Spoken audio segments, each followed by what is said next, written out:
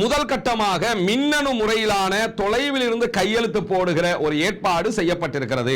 ரெண்டு தரப்புமே சமாதானத்தில் பெரும்பகுதியை ஒப்புக்கொண்டிருக்கிறதான செய்திகள் வெளியாகி கொண்டிருக்கிறது. தற்போது ஈரானுடைய செக்யூரிட்டி கவுன்சில் அந்த ஒப்பந்தங்களை சரிபார்த்துக் கொண்டிருக்கிறார்கள்.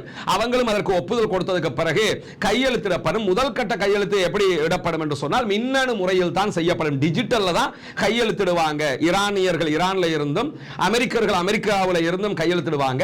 அதற்கு பிறகு பேப்பர்ல கையெழுத்து போடும் விதமாக இரண்டு தரப்பும் நேரிலே சந்தித்துக் கொள்வார்கள்.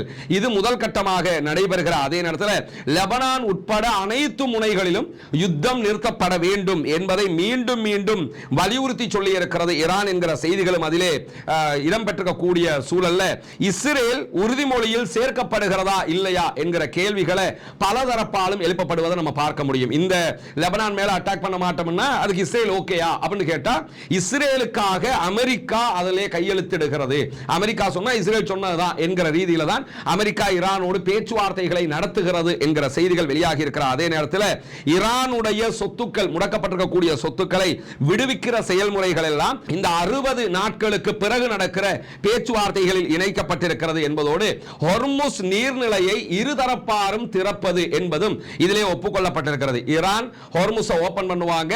ஈரானுக்கு கப்பல்கள் வராம அமெரிக்கா முற்றுகையிட்டு இருப்பதை அமெரிக்காவும் விலக்கிக் கொள்ளும் என்கிறதெல்லாம் இந்த பேச்சுவார்த்தைக்குள்ள இன்க்ளூட் ஆகி இருக்கிறது என்கிற செய்திகள் வெளியாகி இருக்கிற அதே நேரத்தில் அமைதி ஒப்பந்தம் கையெழுத்திடப்படுவதற்கு தயார் நிலைக்கு உருவாகிவிட்டது என்று சொல்லி பாகிஸ்தானுடைய பிரதமர் ஷெபாஸ் ஷரீப் எக்ஸ் பக்கத்தில் வெளியிட்டிருக்கக்கூடிய அறிவிப்பில் சொல்லியிருப்பதை நம்ம பார்க்க முடியும்.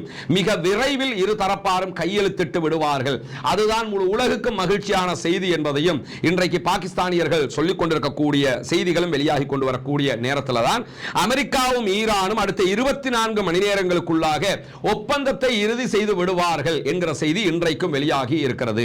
ஒப்பந்தத்தை இறுதி தான் செய்வாங்களே தவிர கையெழுத்திடுவாங்களான்னா கையெழுத்திடுவதற்கு டேட் இன்னும் முடிவாகல என்று சொல்லி இன்றைக்கும் ஈரானுடைய அதிகாரிகள் சொல்லியிருக்கக்கூடிய செய்திகளை பிரஸ் டிவி வெளியிட்டிருப்பதை நம்ம பார்க்க முடியும். எனவே ஒரு ஒப்பந்தத்திற்கு அமெரிக்காவும் ஈரானும் நெருங்கிவிட்டன என்பதை நம்ம புரிகிற அதே நேரத்தில் வெற்றி பெறுகிற வரைக்கும் தெஹ்ரான் உறுதியாக நிற்கும் என்பதிலே யாரும் சந்தேகம் கொள்ள தேவையில்லை என்கிறார் ஈரானுடைய நாடாளுமன்ற சபாநாயகர் முகமது பாகர் கலீபாப் அவர்கள்.